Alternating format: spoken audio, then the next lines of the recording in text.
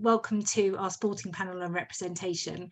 And we have Rich from CP Sport, Zoe, Ali and Rio, who all feature on our See Me and My CP campaign, awareness campaign.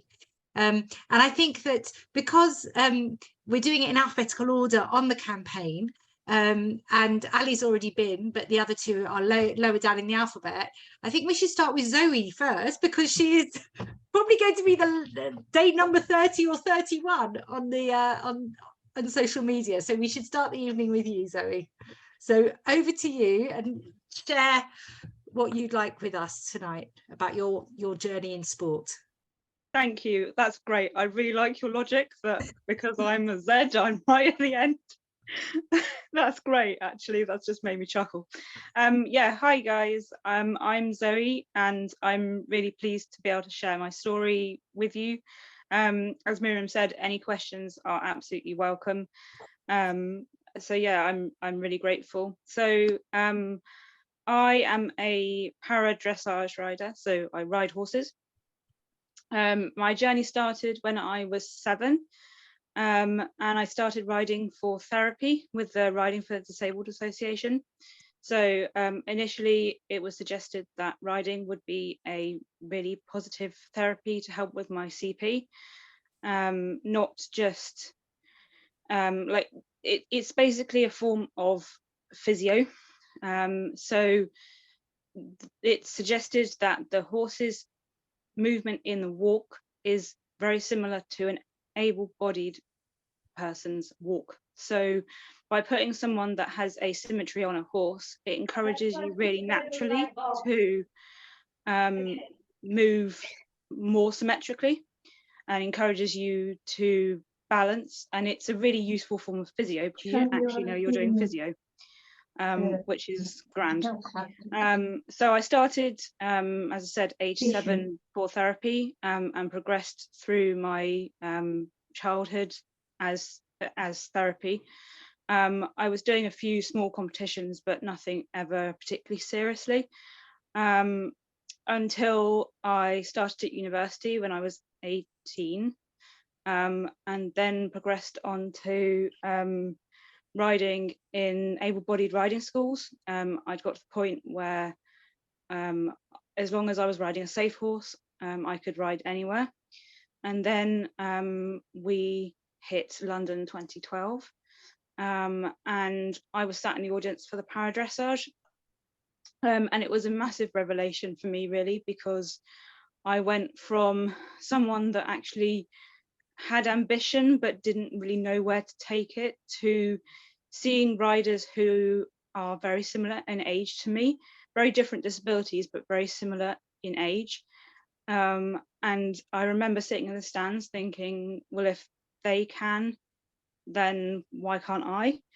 Now, the difference really is that the people that I saw in the Paralympics, most of them have equestrians in their family. So somewhere in their family they have people that ride. So right from the get-go, for them, they had an opportunity to have horses in their life from a young age, whereas my parents are not horsey at all. And certainly when I started university, although my parents support me a lot, they do not support me with my sport at all. If I want to do it, I have to find a way myself. So at that point, once I was classified, I had to find a way to try the sport. So as I said, the initial thing was getting myself classified to compete, at which point I knew what I needed to do to be able to compete. So para dressage has 5 grades, 1 being the most disabled category and 5 being the least disabled category. My cerebral palsy, which is left-sided hemiplegia, places me as a grade 3. So at that point, I knew what I had to do, and it was just about finding the horsepower. So in 2014, I put myself forward for a camp that was run by British Dressage, I didn't have a horse to go with, so I asked to go just on my own, on my feet, mainly to meet the community and just embed myself a little bit in the sport and find out a bit more about it.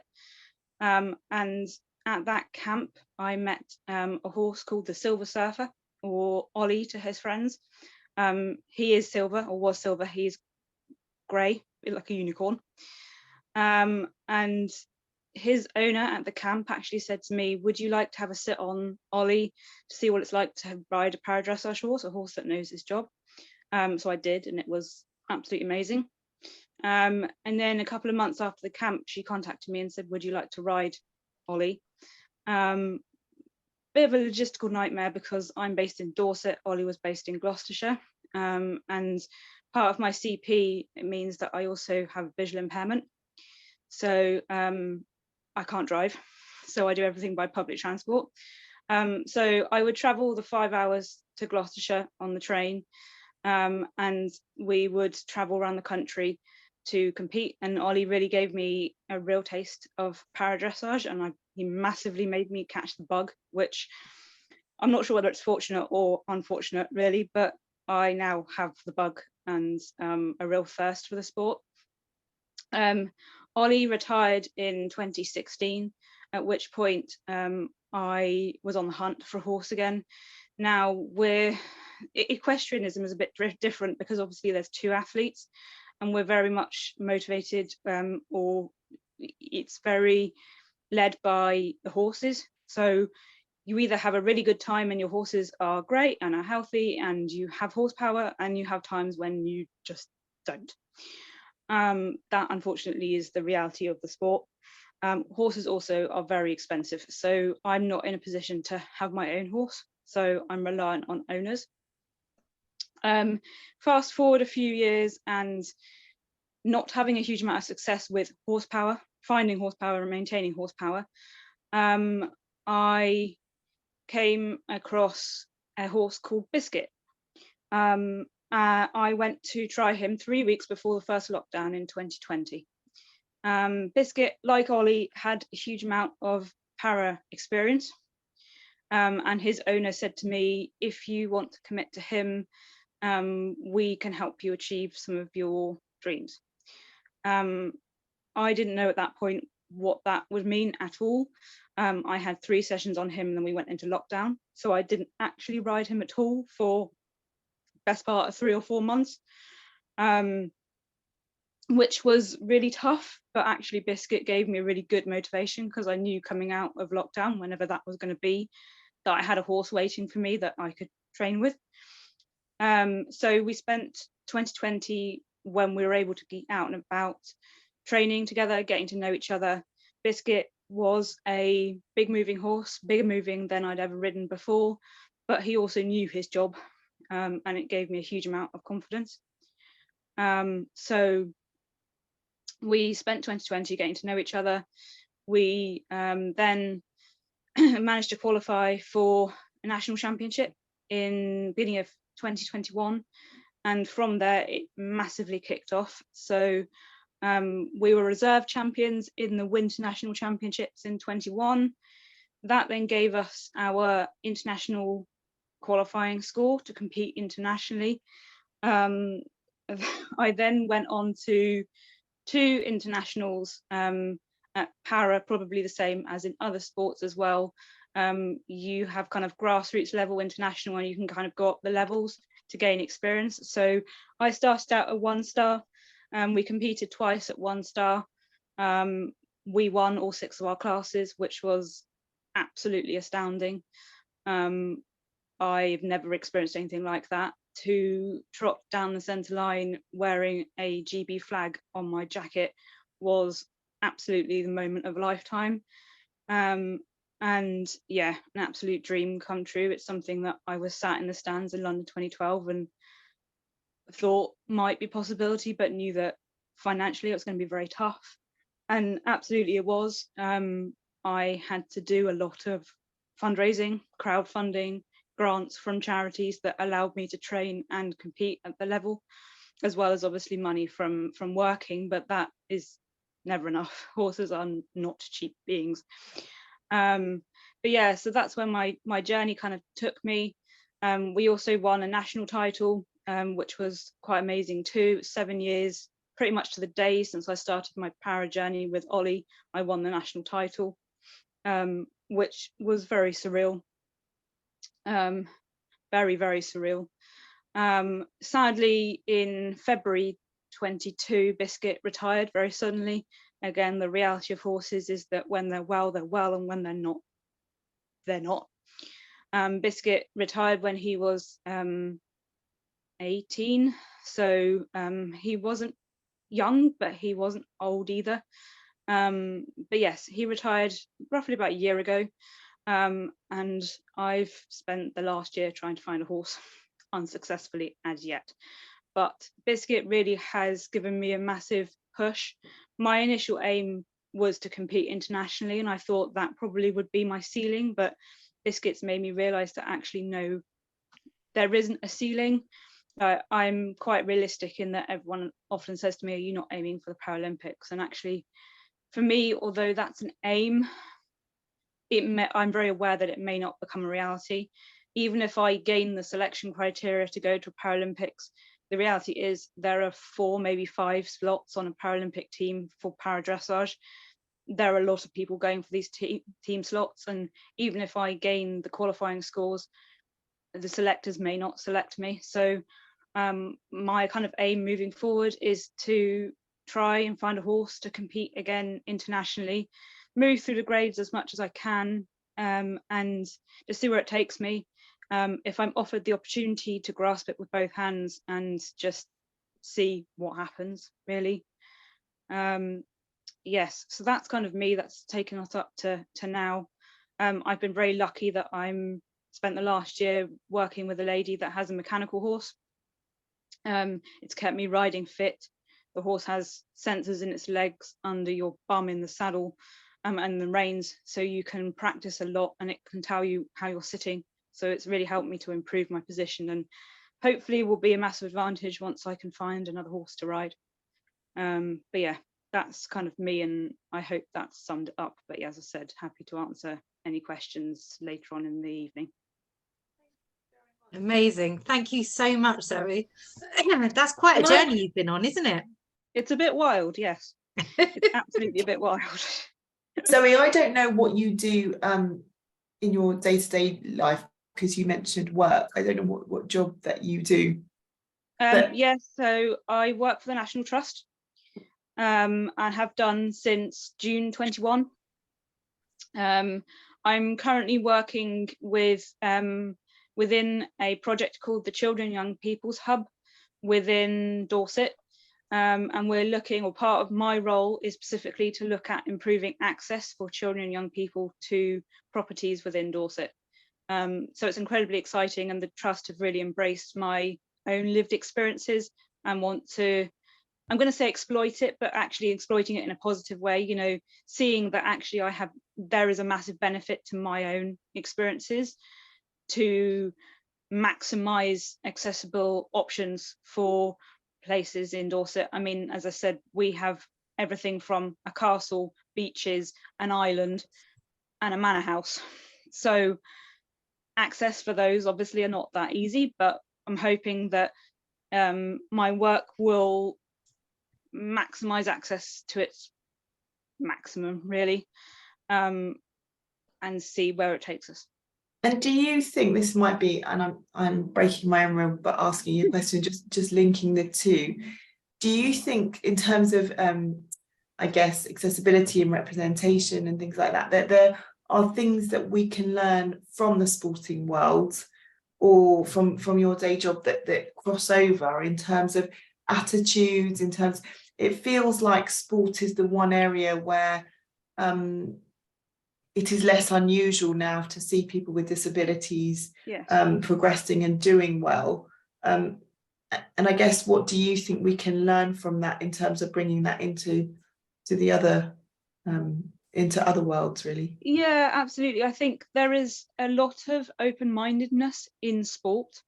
Like I'm sure the other people doing presentations today will say, para sport is becoming more accepted, and so the the experiences of people with disabilities is becoming more normal, and actually, yeah, I think that massively needs to be taken over to the workplace. I am incredibly lucky in the area that I work in, that right from the get-go, I walked into my first interview with my walking stick, and the first thing they said to me was, we don't know anything about your disability, but you come in here with a walking stick. If you need any reasonable adjustments, we will happily do that. And they have been absolutely brilliant. I'm currently doing a job that requires driving, and they've openly offered me that job, knowing that I don't drive, and we are currently finding a way to work with volunteers and also access to work and support workers and things to make it happen. Their answer is, we want your experiences, we want your knowledge, and we want your expertise, and your barriers should not be a barrier to doing the job, because you can do the job. It's just that there are things that you just can't do, and that's not your fault. And actually, not all workplaces are like that. I faced a hell of a lot of discrimination, and in a way, it's kind of my mission, really, partly through the sport and partly through the work, actually, to encourage more openness and awareness of disability, you know, whether that be by social media or simply just by being present and showing that actually you can have disabled people in the workplace and they can have a positive impact. And again, by even coming on something like this and sharing my journey, as I said, you've just heard my journey, it's not been plain sailing. There was a point where I stopped riding completely because my confidence was at such a low ebb that I actually didn't want to go anywhere near a horse at all. So, you know, I've gone from really high highs to massive low lows and back up again.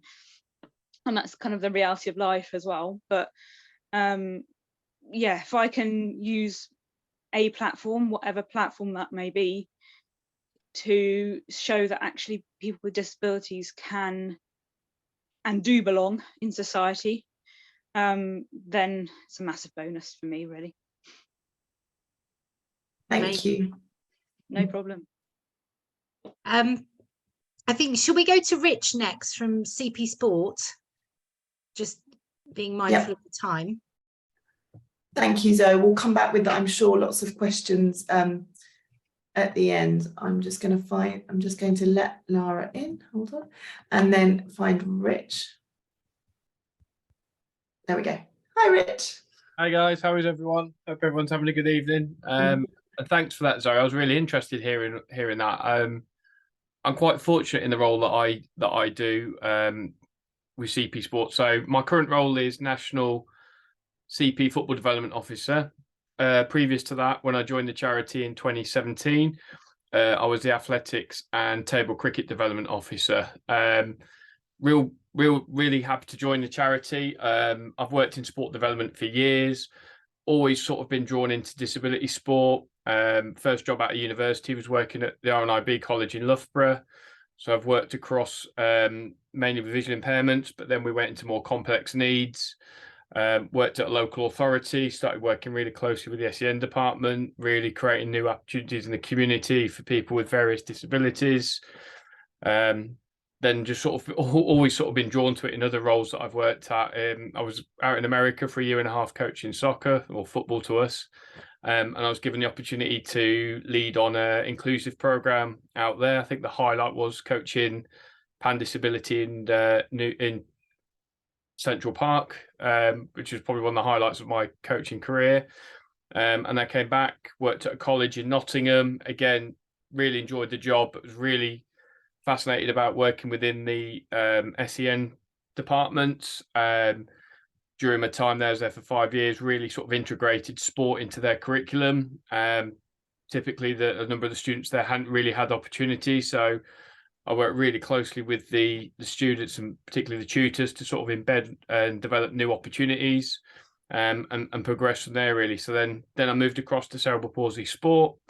Hadn't had a lot of experience within cerebral palsy, mainly pan disabilities, and then obviously the visual impairment work that I did.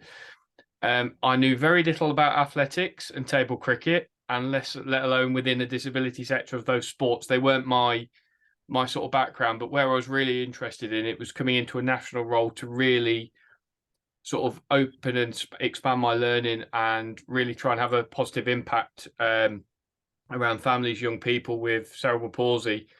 Really enjoyed the role. The only reason I switched is because an opportunity came up within the charity to lead on the football development. So football's my sport. I coach it outside of work, and I'm fortunate to work within a role full time, supporting people to take part in football in various formats. So across the CP spectrum of disability football, you've got your pan disability and your cerebral palsy CP football, which is the ambulant based football. We've also then got frame football, which is developing format for those that use frames and K-walkers. And then for any chair based athletes, we promote in towards the power chair football. So there's a huge range of opportunities to play within sport, within football. Really sort of fortunate within this role that I think some of the biggest impacts I've seen, and one of the biggest stories I sort of to pick up was that there's particularly across sort of the older adults, was that within their sort of education times and community times, opportunities to play football were very limited. They often felt quite excluded, and it kind of didn't really sit right with me. I think everyone should have the opportunity to play sport, no matter regardless of disability, let alone anyone with cerebral palsy. I don't think anyone should be denied that opportunity. And I kind of, something I've learned through my experiences, I think you can adapt to any activity where you've just got a willingness to do so. There are so many opportunities and so many ways to adapt activity. I think in terms of sort of the biggest experiences I've had, I think one of the one that sticks with me in my early days when I took the football role on was a young lad that I worked with in Oxford. So we'd gone down there to develop a new cerebral palsy football activity, where there was current gap. There was a club that were really keen to look at a different offer for the community. There was a number of pan disability programs, but there was nothing specific for anyone with cerebral palsy. So we got in contact with the county FA, linked in with a club, and we just set a session up, and I went down to deliver it. And I think what was really sort of new to me was that when we delivered the session, we had 4 young people who were ambulant, and then we had 1 frame user come along. And what really sort of hit home is he sat out on the bench near his mum while the activity was going on. So I went over to him and I said to him, "What do you want to come and join in?" And his mum sort of pulled me aside and said that he's the only frame user here. He doesn't think it's an appropriate session for him. And I just sort of with that went over to the young lad and said, "Look, do you mind joining in and being my partner in this activity?" So I said, "If you join in with me, then I can get involved as well, and it'll be really nice that we're all playing together." And the little boy's face lit up, and it was really sort of powerful for me. And I didn't think too much of it, because again, I just want to make sure that everyone can get involved. I don't like if someone wants to sit out of a session because they don't enjoy it, or brilliant, I get that. But sitting out because they don't feel it's an appropriate opportunity, then I kind of want to do what I can. And I got a really nice email like 2 days later from his mum, and his face had lit up, and she said to him, he's never been that so excited to be included in sport in that way, because he feels that where he goes, he is the only frame user, and often feels excluded because there's no one like him at these activities. And we sort of fed that back to the club. We were quite fortunate at the club that there was a doctor.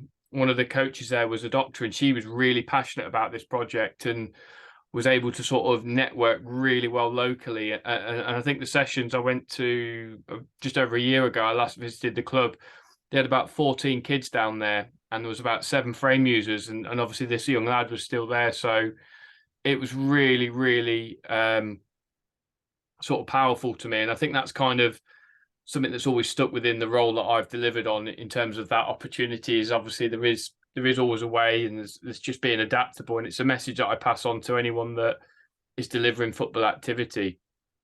I've just picked up a message there. Yeah, I just wanted to give a bit of an intro in terms of where I'm coming from. But Cerebral Palsy Sport as an organisation has been around since 2001. I joined the charity in 2017. It was a couple of years, I think, after the Nottingham World Games were held, which CP Sport led on. As a charity, we are really sort of out there to create opportunities and raise awareness through networks around how we can engage and connect services, organisations in the disability sector in towards the sports sector. And one of the things we've been really sort of working on the last couple of years is around the sort of range of activity. So as I mentioned, I was the athletics and table cricket officer, and then I went to the football role. We had a specific swimming development officer, and then we had a frame running athletics officer came in after me. So we've kind of had 3 or 4 core sports that as an organisation we've really focused on. And I think it just going back to something Zoe picked up on her in terms around the sort of opportunities out there. Actually, there's and within her role, the organisation that she's with at the moment, I think what's really keen is within a sports sector, there are so many organisations out there really keen to look and review what they're offering in terms of what activities they're running and how they can actually adapt them to be more inclusive. So as part of our work, we're really trying to influence these other governing bodies of sport, really to sort of put a case out there that it's got to be more inclusive. Review your offers, find out what people with cerebral palsy would like to do, and again through our sort of work as well and consultancy, we can go out and speak to our community of members that we have. But I also work closely with various physio networks to try and identify where there are numbers of young people and adults with cerebral palsy, so we can actually start looking at what's a local offer look like. I think COVID was a sort of big wake-up call for a number of people. And I think for us as a charity, it gave us a lot of time to do a lot of reflection about the way that we worked and the direction that we were going in. So we've been really mindful of that, and we use the time really well to connect with the CP community. We work really closely with Up Movement and was previously Adult CP Hub around developing some online activities and just really connected. But it actually gave us a real good opportunity to find out what sort of activities and what sort of interests are there within the CP community that we can then actually look and go and influence some of these governing bodies of sports with, because they were coming to us thinking, we've put this offer together, it's great. Well, who have you consulted around it? Who have you sort of tried to work with? And again, that's something we try and do around our influencing skills, is actually we want to be a voice and a representation for the CP community to try and create new activities. And one of the partnerships we sort of established was the RDA. They were phenomenal. I mean, I don't know if any of you have been on our website. We've got a club finder, and I think within a week they'd put 435 clubs on there. So they were really keen, and they do some really fantastic work. We've got the FA. They've invested heavily in this area, obviously through my role. They're really keen to see a growth and obviously looking at the opportunities in there. So within CP football, there is a pathway. There is an international format of cerebral palsy football. There is an opportunity again within power chair football. Unfortunately, frame football is still developing, and there's a lot of work going behind the scenes. The CP football world at the moment is very much male focused. There is a pathway up to under 21s to adult into the first team. But one of the big key priorities, which is being led by the International Federation, is really we need to start looking at the female format of the game. So I've been doing some work at a grassroots level just to try and develop introductories and introducing females into the game. But there will be, watch this space. There's going to be a lot happening around female CP football. So again, just the FA are really keen to see growth in this area. And we're doing some work with Badminton England. We are looking at England Golf. They're really keen to do some work with us. In the past, we've had some initial discussions and done some development work with British Gymnastics. So we can start to see that actually we want to make sure, and I think what's key for us is we, as well as being the voice and the representation for the CP community, there's got to be a choice of activity.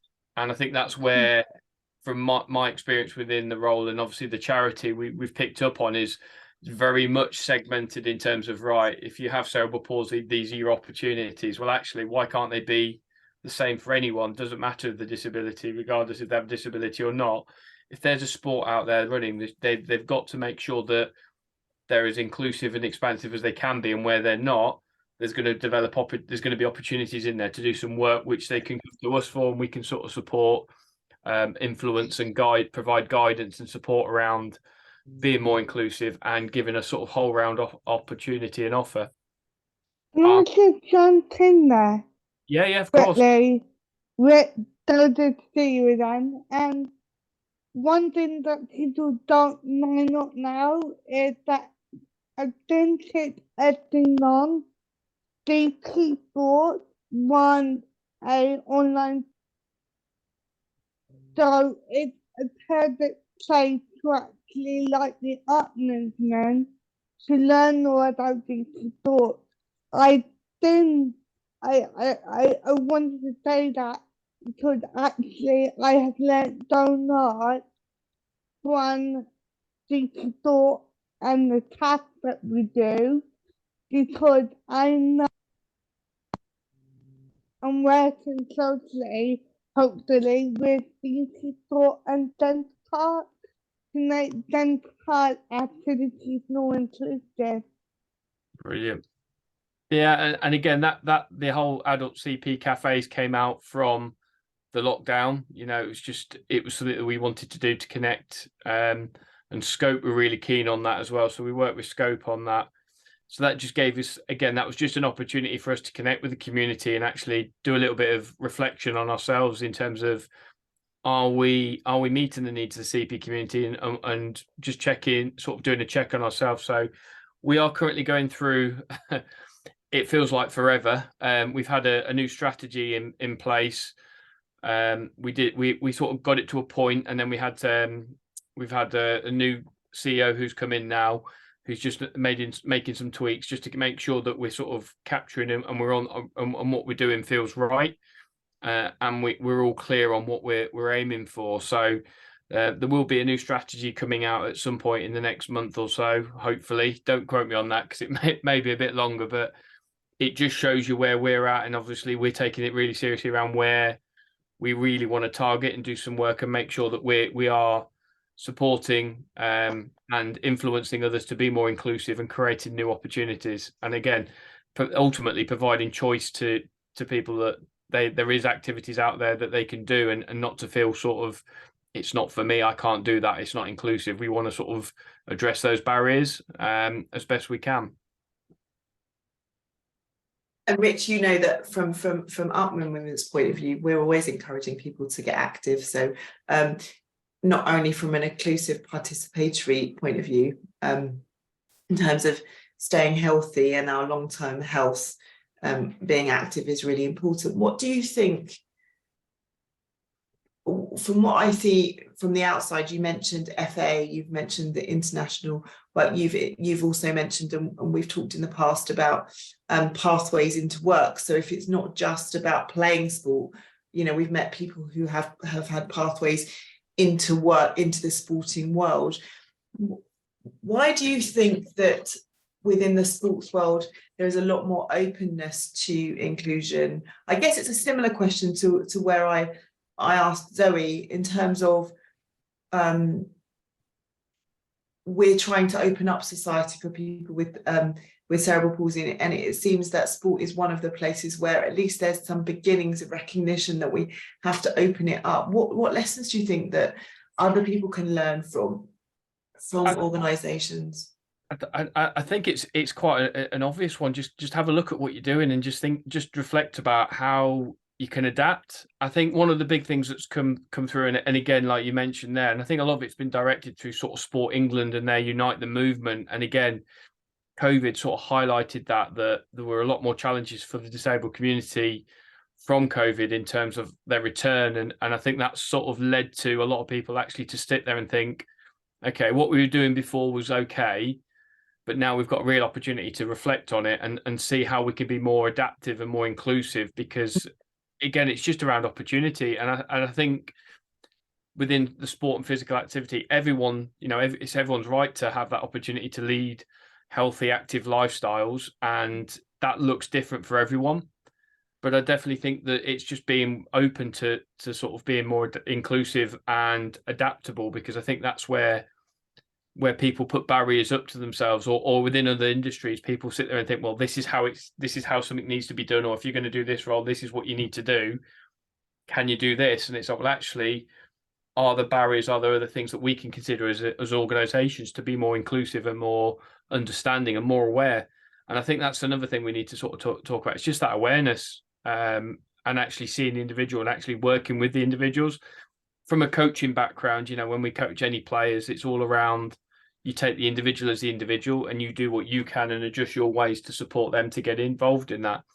And I think within, like you mentioned earlier, within the sports sector, particularly within football, we've done some work around inclusive coaches, and actually supporting coaches with CP into upskilling them through the introduction and the FA's coaching pathways, to then actually look to embed them within local clubs and doing some delivery. And I know off the top of my hand, in Sheffield, we've got a level 2 coach with cerebral palsy who's doing some really good community work. There's a young lad over in Suffolk who the county FA talks so highly about around his work. We've also got a couple of county FAs that have employed coaches with cerebral palsy, and they do some phenomenal work. It's just that openness, really. If I've kind of bypassed it a little bit, it's more, I think it's just because I think in some other organizations and other sort of industries, it's people are very set in their ways. And I think the way we are now, you've just got to be a little bit more open. And when it comes to working within any kind of disability, you've just got to have a little bit of understanding and awareness, but an openness and willingness to be more inclusive. And and when you actually think about it, it doesn't take a lot of changes to be to address some of those barriers. And I've seen it myself within the sports sector, particularly. There's some really great knowledge, and I think that's the other side of things as well. When you've got people with lived experience, they can really sort of influence and actually develop and create change. And I think that's probably an area that has been overlooked in the past. But I think now organizations, particularly within the sports sector, they're more attuned to that and actually they're actually looking specifically for that lived experience and how they can bring that in and actually be more inclusive overall. Sorry, I probably gave you a long-winded answer to that. No, that was perfect. Thank you very, very much. And thank you for your time, Rich. I know that that you have to leave early. Is there anybody with any burning questions for Rich before we move on? Or we covered everything? I might have got away lightly with this one. Yeah, you might have done. Well, I'll tell you what, if anyone does have any questions and Rich isn't here at the end, then we're happy to pass it on to Rich at the end. But thank you very much for your time. Becky does have a question. Her hand has just gone up. You're on mute, Becky. Trying to do 3 things at once. I'm trying to reply to Janine and put my hand up for Rich and talk. I was wondering about, like, I get that a lot of stuff is for kids, but there's a load of adults, as you rightly pointed out, who haven't had the opportunity to do anything because, like me, they were old enough to go to a mainstream school, but the mainstream school was like, oh God, we don't do PE for people like you. No, you're a health and safety risk. So are there options? Do CP Sport do things that are options of ways of allowing adults to have a go at stuff? And how do we find out more about that? Yes, there is. I suppose we come at it from a slightly different angle. And again, we're really happy to be working closely with the Up movement, because for us, a lot of our work does tend to get drawn towards young people. And I think a lot of that is down to the impact and obviously trying to make early interventions for long terms. But within my role specifically, we have a national adult CP football league. So I do a lot of work to try and identify adults that might want to get into football. And again, it's those opportunities are anyone 16 plus. We've got some people in the league who are in their 30s, late 30s, playing football. So we're really keen on that. And again, within my role, that is a key priority around adults. But again, a number of other activities, we are really keen to sort of open them up to adults. It's just really how do we, and I suppose this is the challenge we've got as a charity as well, and it is within the new strategy, when we're trying to work and identify young people, we can work with physios, we can access those services, we can build those contacts really, really well.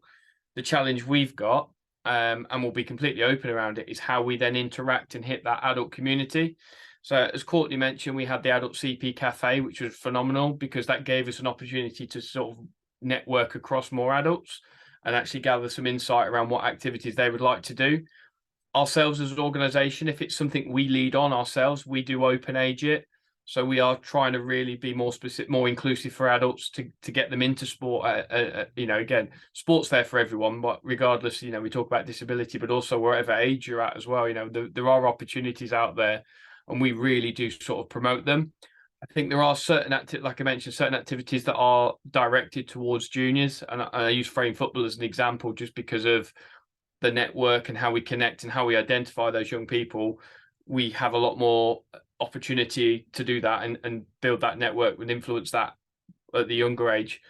For us, that challenge is the adults. So a number of activities on our Club Finder are adult based as well. Unfortunately, it's not at that level where we can sort of specify the ages on it. It is something we are looking as a charity to review because we don't want to exclude adults from any activities. So we want to make sure that we can sort of identify them, that they are clearly inclusive regardless of age. So for example, the RDA clubs on there, they're open age. We've got a number of badminton clubs. We've got football opportunities in there as well, swimming clubs as well. They have adult and junior sections. So a lot of the sports that are out there do cater for that. I think probably where we need to be more mindful of is just how we advertise it and maybe just being a bit clear on some of these opportunities and influence those that are promoting the opportunities that they are for adults as well.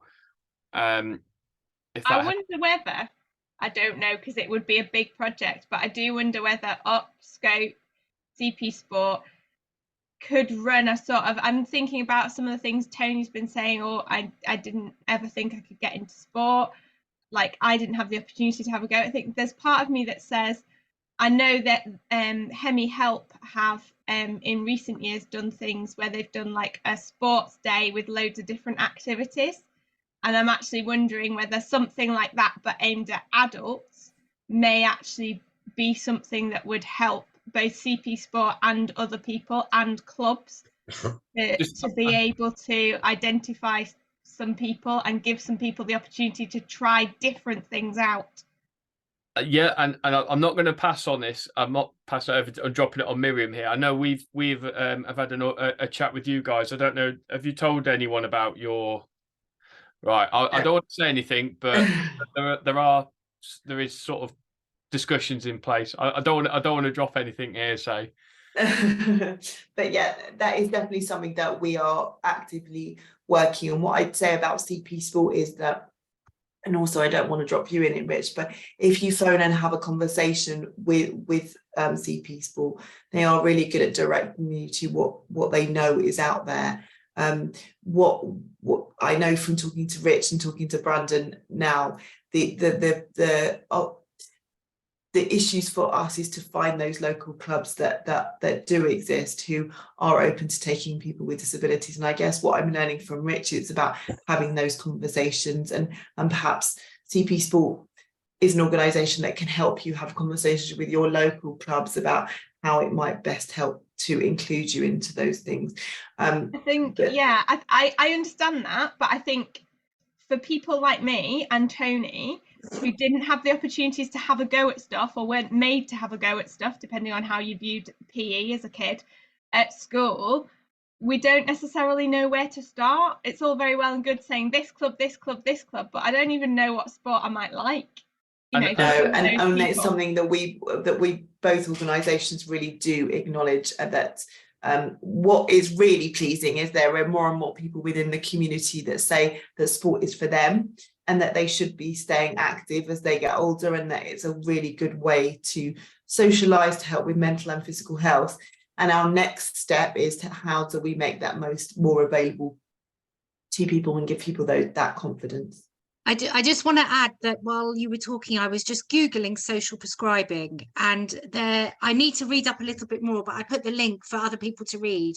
There has been money given for social prescribing around equine therapy.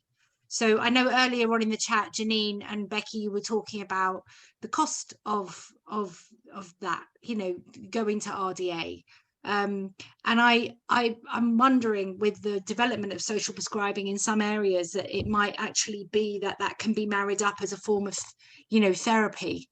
Yeah, that was going to be my reply, but I was only halfway through typing it. Yeah, I think depends how forward thinking your local authority is on what they do in terms of either social prescribing or like what they allow you to use your social care funding for necessarily, and what they think is appropriate. But that may be a way to do it, Janine.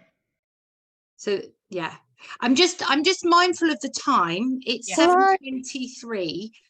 Would you guys mind if we just hold off with the questions while we get to the next two speakers? Brilliant. It wasn't really a question. It was done inside from that might help Jessie and Tony.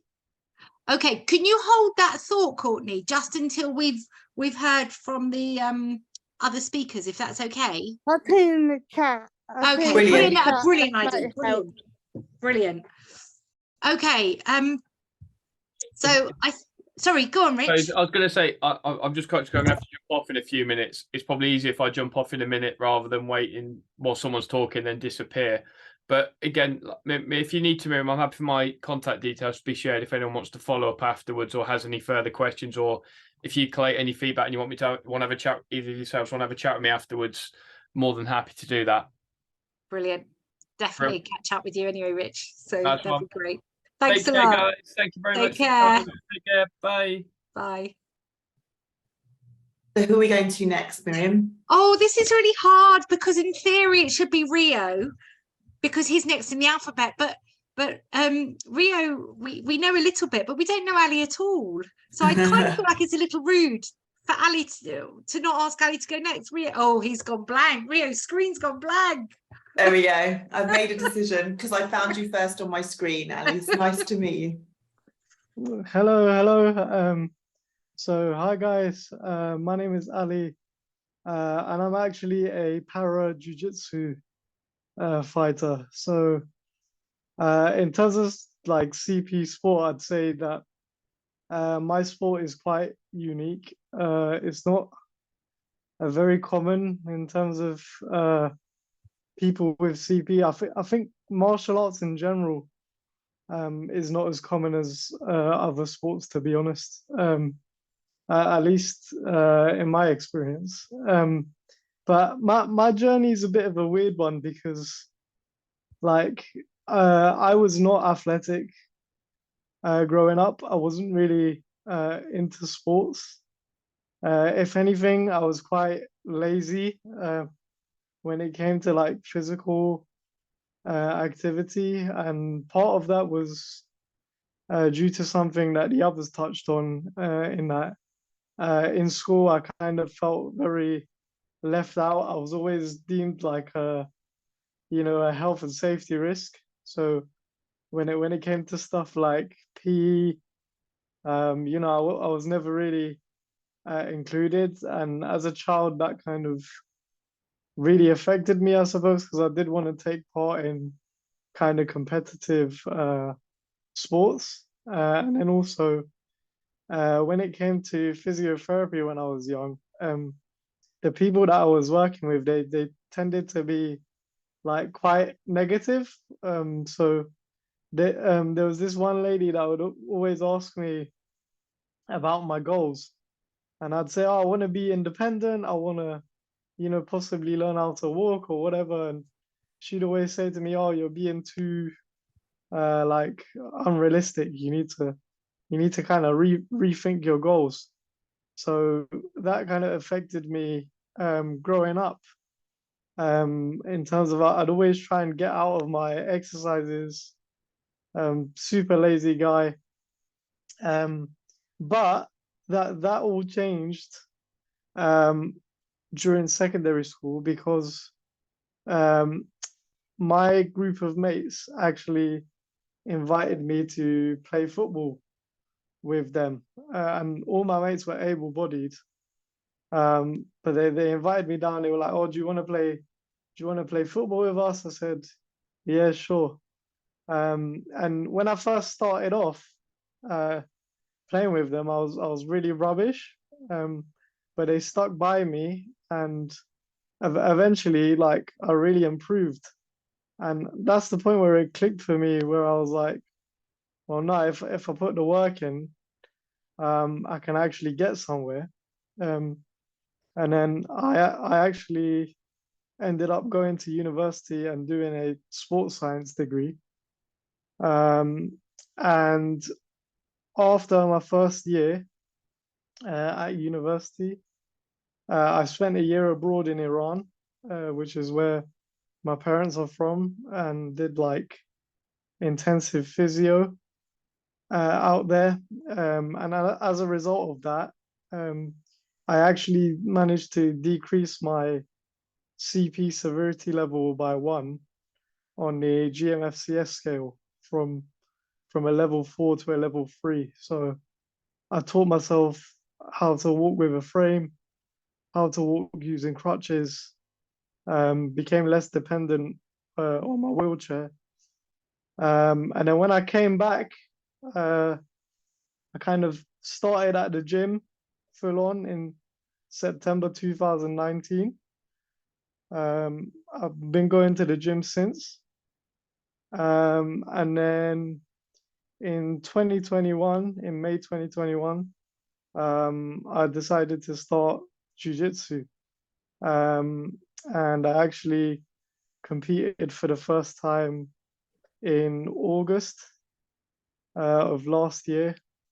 And I'm going to be competing twice this year, once in June and once in November at the one in November is the big one, so it's the Para Jiu-Jitsu World Championships in Abu Dhabi. And I think BJJ is a great sport for anyone with a disability, because the beautiful thing about BJJ is that it can be adapted to your own body. You can develop your own game. That doesn't matter what your disability is. Everyone can get involved, whether you're able-bodied or disabled. Like I spar with able-bodied people. There's no disabled people at my gym, at my academy. And I just hope with my journey that I can introduce more people, not just with CP, but with disabilities to the sport, and kind of make the sport more inclusive, and show that martial arts are cool, and everyone should get involved. I'm actually in the process of crowdfunding my trip to Abu Dhabi, because it's not cheap, unfortunately, and because it's quite a unique kind of sport. There's not much available out there, so I just have to keep pestering people, which is something I'm good at, luckily enough. But yeah, I was quite lucky with jiu-jitsu in that my academy were very kind of open to me trying the sport out, because I'd done research on it prior to starting, and I knew that some people in the US had done it with CP, and kind of said that it had improved their condition and stuff. So that's why I decided to go for it as well. And my academy and all my coaches were kind of very very good with me from the off. My head coach, who I'm actually friends with, really good friends with now, he said to me, "Look, I've never trained anyone with CP before. I don't know how to do it, but I'm going to try my best for you. And the only thing that I ask is that you give me 100% as a student." And I said, "Yeah, okay. That's all I needed to hear. Let's go." And I haven't really looked back since. But I'd like to think that my story kind of shows that you can like really turn things around, and you don't necessarily have to, you know, have a knack for sports from a very young age. And you can do things as an adult and kind of really turn it around. And that's what I hope to show people with like my page on Instagram and stuff like that. Be the example that I kind of didn't have as a kid, growing up to other kids, so that kind of the generation after me has it slightly easier. That's the most important thing for me, really. So yeah. So the message that we're getting from you, Ali, is a similar message in that, and it's one that we've talked about here often, is that the need for other people to see other people doing it. And what you were kind of saying is that as a child, you didn't have other people showing you that with CP you could do sport.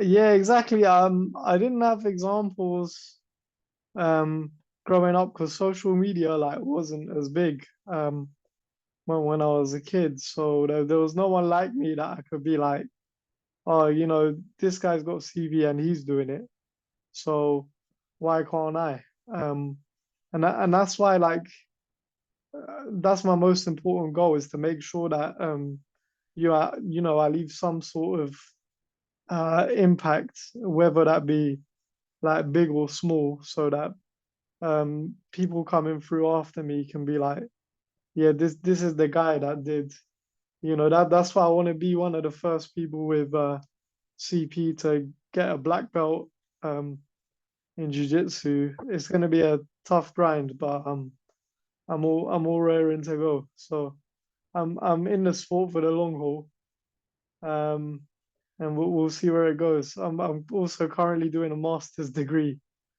so very, very busy at the moment, but I love to be busy, so no complaints. Brilliant. And just I just have one follow-up question for you, and that is, you said that within jiu-jitsu you were able to spar with other able-bodied people, because it's a conversation that we often have, is that within para sport it's disabled people competing with other disabled people, and therefore is that fully inclusive, and should it be a world where we're all competing together? And maybe that's possible, maybe that's not, but it seems to me that jiu-jitsu is a sport where potentially you could have that kind of environment. What do you think about that? Yes, and this is why I think that jiu-jitsu has the potential to be arguably the most inclusive sport in the world, because my plan is to enter both para and able-bodied competitions. So I want to compete in both. I know a few people that have competed in both. One guy that I know that's actually based in the US has medaled in able-bodied competitions, and he is a purple belt. So he's been doing it for much longer than me. But there is potential to, you know, take part in able-bodied comps, as well as para comps. And you know, I give people a tough time in sparring, as you know, so they don't expect it, that's for sure. But yeah, it's a very, very inclusive sport, and that's what makes it like so awesome, because whether you're able-bodied or disabled, whether you've had a good day or a bad day, like once you enter the dojo and kind of hit those mats, all of that becomes irrelevant. Like, you're there to train and you're there to learn, and everyone's doing the same thing, and that's it. That's all it comes down to. Your disability becomes irrelevant, and that's what's kind of so freeing about the sport, I suppose. Thank you. That's a brilliant story. Thank you for sharing it, Ali. I think we will go to Rio next, if that's okay, and then we'll have some time for questions at the end. Is that okay? Yeah, no problem at all. Brilliant. I will just find Rio on my screen. Okay. Are you able to make me host, or am I host? Rio's got some slides he'd like to share. Okay. Let me just have a look at my security to make sure that you can. There we go. You can share your screen.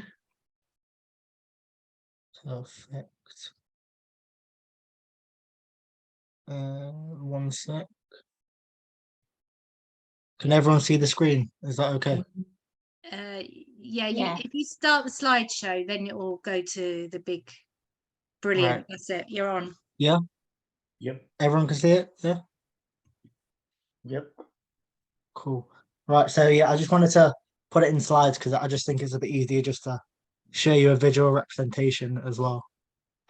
So let's get started. So, my name's obviously Rio Booth. I've got cerebral palsy, right side of hemiplegia. And I compete as a para athlete. So I run 100 meters, 200 meters, and I also do the long jump, which I've only started doing recently, about 4 months ago. I've run for Manchester Harriers and the university team. So I run for my university, which is Liverpool John Moores. I'm currently in my second year at university, which I'm shocked about, to be honest. But yeah, so I do sport business, and I'm also on the sports scholarship program as well, which I recently got appointed to. So yeah, so a little bit about my story. So I was born 24 at 24 weeks, so 3 months early, and I weighed 860 grams. My mum always sort of says, like, compares it to sort of a bag of sugar. That was less than a bag of sugar. Just to give context, that's how I always describe it. So yeah. As you can see up from the slide, basically this my cerebral palsy sort of comes from the messages not being sent to the messages not being sent to the right side of my brain properly, because I had a blood clot on the left side of my brain, which caused the CP on my right side. So yeah. Sort of my sporting journey. 1 second. There we go. My sporting journey was a bit of it sort of started only recently in lockdown, but that was due to sort of in high school that I was bullied and sort of felt quite isolated in high school, as a couple of other people have mentioned so far. And yeah, so I felt quite isolated in high school. It was quite a hell. It was quite hard for me in like the first like 2 years, year 7 and year 8, and I felt quite isolated. I felt like no one really understood me and stuff, and especially with like things like sports day. I never really went to sports day. I never really wanted to get involved in sport. So yeah, it was a bit weird, to be fair. And then it was pretty much when I started in college, after high school, and sort of after I took myself out of that environment, when I met a few people who did basketball, who did athletics and stuff, and then that sort of sparked 2019 to like 2020 time, when sort of lockdown was sort of happening, was when I kind of started training and started just doing athletics and stuff. But sort of prior to this, I watched the London 2012 Paralympics, and also the Rio Paralympics, and it was Johnny Peacock who was my main inspiration from that. And I've watched his race countless amounts of times, and I thought to myself, I can do that. I can get to his level. So, but that was just kind of a pipe dream at that time. I never really pursued it until I went to high school. Sorry, I went to college. I got away from high school. So, yeah. And then from sort of lockdown and stuff. There we go. From sort of lockdown and everything, I started running 5Ks. So 5 kilometers every sort of. It was about 3 times a week, just to get myself out of the house and just to get fit and just to do something. Like, I just didn't want to sit around and do nothing type of thing. And then I realized I absolutely hated that because I'm not a long distance runner and it wasn't what I wanted to do. And then I sort of found it was on a Facebook group chat that I found Manchester Harriers. And then I went down to a session. Everyone there was able-bodied except one person, called Kyle Keyworth, and he also has cerebral palsy himself. So the way it works in sort of ambulant and para athletics, if you want to call it, is you're put into classifications. I'll just mention it quickly and then I'll go into it later on more. But you're put in sort of classifications, and it's depending on your level of your sort of level of cerebral palsy and the sort of severity of cerebral palsy. So my friend Carl is into the T35 category, which is sort of the most impaired level of cerebral palsy. And then I'm in the T37 classification, which is sort of like, it's basically anyone who's got hemiplegia or like sort of one-sided, a sort of one-sided impairment, whereas Kyle's got CP in all of his limbs, affecting more in his legs. So yeah, that's just to give a bit of background on that. And then from me joining Manchester Harriers, I started training with them. And then when I came to university, the end of 2021, I started training with the university team, and I'm the only para athlete there. But I kind of just take it in my stride type of thing. Like no one really sees me, or really even no one actually cares, to be fair, that I've got a disability, which is good. Compared in high school, I felt really isolated, and it's just a nice change as well. So yeah.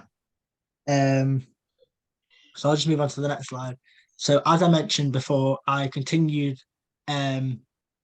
athletics in university in first year, and then I met loads of like different para athletes just from speaking to them on Instagram and following their journeys and stuff. And it was also in the Tokyo Paralympics where I watched a race from Thomas Young, who now, as you can see on the photo on the right hand side, we met each other at the university championships last year, and we've become friends. We speak a lot and stuff, so, and we get advice from him and everything like that. So it's good to have him on board. But I only got my classification. It was the back end of 2021, so it was in July 2021 that I got it. And prior to that, no, it was 2022. Sorry, so sorry. It was last year that I got my classification, and it was a bit weird because I was a bit like, I don't know what to do, because I was I started racing against able-bodied people. And I sort of just wanted to get myself into it. And that was the advice from Thomas Young. That was the advice from Kyle and all the other coaches at like Loughborough and British Athletics. Well, they sort of said, build your profile as much as you can and see if you actually want to do it and see if you want to take it seriously. And then consider your classification after that. So I took their advice. I started running in these able-bodied competitions, just went with them with Manchester Harriers and stuff like that. And then I got my classification. And then from that, it's kind of just skyrocketed quite a lot. So I got accepted onto the sports scholarship, and now I'm sort of training with a coach. So I'm training. So I get 2 strength and conditioning sessions per week. He's actually on the call at the moment. He's Luke. So I had a session today, which is going quite well. So I'm really enjoying sort of doing athletics. I've started doing the long jump as well. So that's a challenge in itself, coordination wise and balance wise. That's a whole different story. So we're trying to just figure out how I'm gonna navigate that. So, but that's going well in itself. So yeah. My next slide is all to do with sort of speaking about my cerebral palsy and just making people aware about it, raising awareness and stuff. So as I mentioned, in lockdown I started athletics, so I started documenting my journey on TikTok. There's my TikTok just setting my profile there. So I just sort of did it as a bit of fun. I said to myself, you know what, let me just document it and see where it goes, type of thing. Like I never really took it seriously. And then it sort of got to a point where when I got to university, I've had to sort of tell people about my condition and stuff like that. And my mum said to me before I went to uni, she was like, you're gonna have to tell your flatmates about your condition. And I go, I don't really want to, but she's like, I kind of got to the point where I'm gonna need them to like help me with things, day-to-day type of things, and I'm gonna have to tell them. So now I was like, everyone asks me all these questions all the time. I may as well just make videos so I can just send it to them, and also inform and educate them as well as inspire people. As Ali mentioned, in terms of inspiring the next generation of people who are coming through.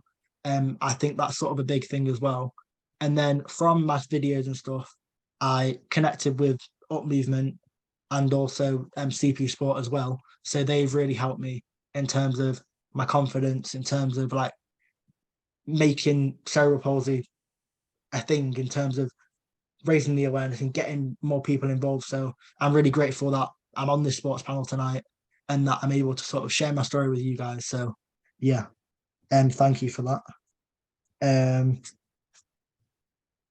So this is just a bit of a continuation from a campaign that I did with Up Movement, and where it was the start of last year, I think, where a photographer came and we took a few photos at the athletics track that I train at, and then an article was written about me, where we sort of sat down and we spoke about what my CP was, my challenges and my barriers and stuff like that.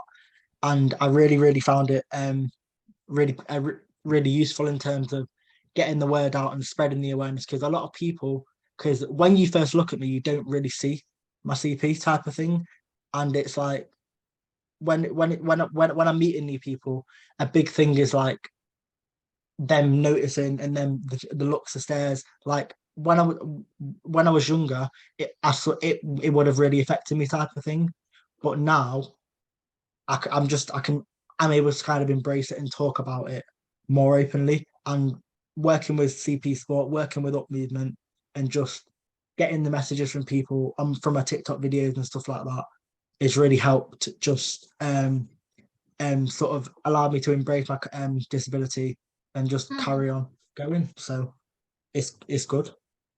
My last sort of slides are to do with looking to the future and what I want to do moving forward. So my first one is to hopefully by the end of the year by the end of the year it's a target, but if it doesn't happen, it will hopefully next year, is to get onto an England talent pathway for sprinting or even the long jump, and then just progressing through that, getting my international classification, getting my first GB vest, and just continuing to progress as an athlete and to inspire as many people as possible. And then the long-term goals is to win gold at the LA Paralympics.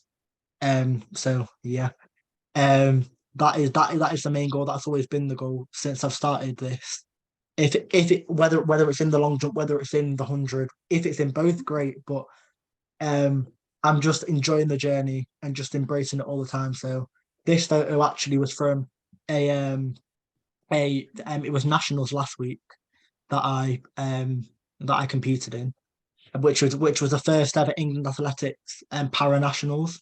So the opportunities that are starting to come around to do with athletics, and it's just about making the para athletics the same level as sort of mainstream athletics and able-bodied athletics, and it's starting to transition over with more the Paralympics and the sort of the more people who are sort of getting involved into parasport, whatever level it is, whatever sport it is, more people are starting to get involved, which is great. And especially for athletics, having opportunities like this, and where they can have mixed races with all the different classifications, where it was in the Commonwealth Games as well, where they had the Commonwealth Games sort of able-bodied program, but then they added a para sort of disability program where they had all the para races, where they had all the disability stuff, which was great. And it was a great way to sort of have it all inclusive and sort of show that we're not here to sort of sit in the background, we're here to sort of stay type of thing. So it's good. And then from like a charity perspective, and what I want to carry on doing in the future is just carry on raising awareness with about my cerebral palsy, and working again with Up Movement and CP Sport and any other charities that was willing to sort of support me through it, and just break the stigma, to be honest, and just not let anyone sort of get in my way, and just inspire as many people as possible, and just carry on building and building it, sort of takeover, isn't it? So that's what we're trying to do. So yeah, just a couple of useful links. My TikTok is I've added my TikTok, I've added my Instagram, and I've also added the CP Sport Instagram as well, which I also help manage as well. So this photo actually also is from it was booked, so it was the British University Championships, where I competed in the long jump. Bearing in mind I've only been doing it for like 4 months. This was my third time actually competing in the long jump, and I managed to get a bronze medal. So which I'm very, very happy about. It's going to be the first of many, so I'm very, very happy with that.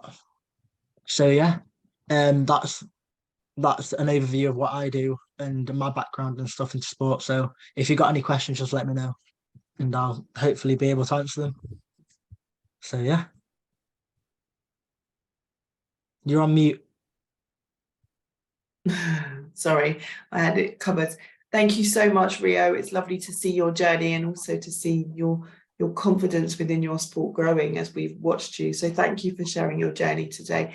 Can I ask you to take off the screen share? Yeah. And then we've got a few minutes left.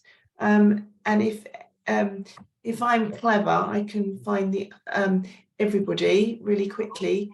And then we can have sort of a there we go. There's Ali. There we go. There's our 3 lovely presenters for this evening. Rich, as we said, has left the call. So if anyone's got any questions, then let's use the last few minutes to ask some questions to anybody. I saw in the chat, Miriam, there was a question for Zoe. Yeah. So Zoe, this was from Becky. When you started riding at local stables without RDA groups, did you have any problems with insurance for your riding in their schools or on their horses? And if yes, how did you manage to overcome this? No, I've never had any specific questions about insurance. I've always been very upfront about my disability and just kind of said, like, well, this is me, this is what I need. By being open and saying, you know, I am actually very safe on a horse. You just need to give me the right opportunity and not put me on something that's going to be absolutely wild and put you in a difficult position. So I suppose by knowing my own ability, but also knowing my disability, I could put them at ease. I have heard about places where there are issues. I'm having, to be honest, more of an issue now with finding horses, because people see para and go, oh no, we can't possibly put her on my own horse. What if she falls off and then she might sue us because she's fallen off? And it's like, no, actually, I can ride. I'm fully capable, and people just need to be open to that. As I said, I think it's just about being open and honest. Places shouldn't necessarily have an issue with insurance per se, because you are able and should be free to ride just like anyone else. It may well just be that if you can be as clear as possible about your abilities, and maybe for their benefit, start off really simply and allow them to put a lead rein on, for example, or start off with a lunge lesson. So where someone stands in the middle and controls the horse and you ride the horse around them, it then will allow them to see that actually you're capable. So it's kind of just about being really open to them, but allowing, again, we've had this discussion all night about awareness and openness to allow people to have an education. And once they realize that actually effectively you're not a liability, you can ride, you want to ride, then people are much more open to it. So I kind of hope that answers the question. Thank you very much. Hi, Sarah. Hi, I just wanted to let you know, when I was young, I did horse riding. It was called horse riding for the disabled or handicapped or something. And I used to go on these massive,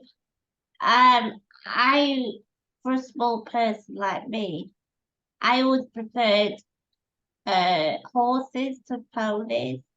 I always found them a lot smoother to ride. I mean, I had to have people to hold me, you know, to go either side to me, either side of the horse. But yeah, but the problem is, God, your legs get really sore and you can't sit down or anything. It's freezing. Oh, yeah, so I did that. It's called, I don't know what it was called, but it was riding for the disabled or something like that. Yeah, the Riding for the Disabled Association is a nationwide charity, and then they've split themselves into different groups around the country. So as Rich said, there's about over 400 to 500 groups around the country. So they're all over. So it'll be probably a group within your region. Yeah, it was, yeah. But yeah, as I said, I preferred the horses to the ponies. They were much more smoother riding. So when I was, what is it, trotting?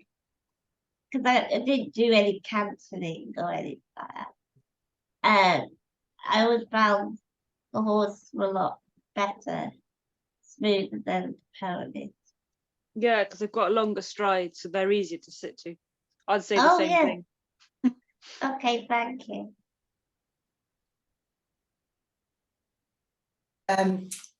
Oh, Dean, you've got a question.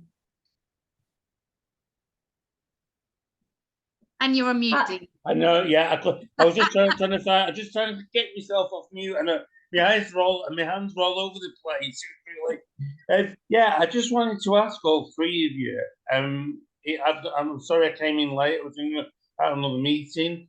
But with all your sporting success, is it a case that you've not necessarily that you've had to prove yourself, but is it a case that sometimes you've had to say to other people or give them the kind of attitude that well, if you don't believe I can do it, kind of believe it to see it, and just setting off, just doing your own thing, and then people have said, oh yeah, that person can do that thing, where there have been barriers put in your way.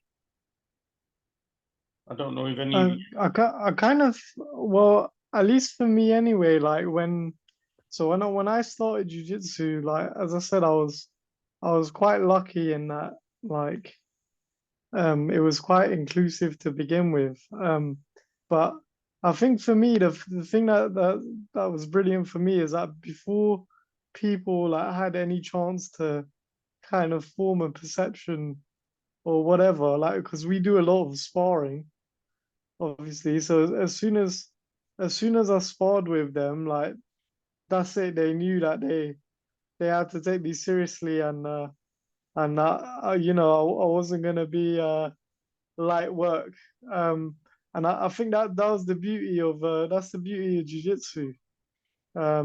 Is that because it's so inclusive, people don't really have the chance to be like, oh, like can he do it? Because you can just show him straight away. So I've been quite lucky in that sense, I suppose, and it's always been me versus me, rather than like me having to prove other people kind of wrong, at least in the context of jiu-jitsu. And Becky's just asking you, Ali, while you're on the call, have you seen that physio that told you that you were too ambitious with your walking?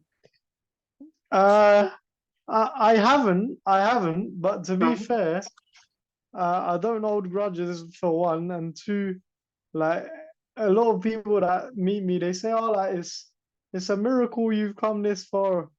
And I always tell them, like, there's no miracles about it. It's hard work. That's it. I've never had the talent, like, or anything like that. I've just really put the work in, and it all came from that self-belief, and I've just stuck with it, and now we're going for the World Championships. So let's try and get that gold. We're just coming up to time now, or just over. So I just wanted to thank you all for coming. To wish all of you very, very good luck with all of your goals. I hope to see lots more gold, and to say thank you. Really from me, and also from others who I know have always said to me that in order to be able to do it, they have to see other people doing it. And for being trailblazers in your space, I think that's really important, because what it does is it starts conversations and it sees what's possible. What's really positive from my point of view is that you've shown in your stories that what people think are possible and what is really possible is sometimes a little bit different, and hard work and self-belief can perpetuate and help you. And the other thing to say really is that I think within the sporting world, you're helping to pave the way for other places. So you are those what we like to say, beacons within an industry where if they're getting it right in the sporting world, they can get it right in other worlds. So thank you, and we learn a lot from you. So thank you very, very much.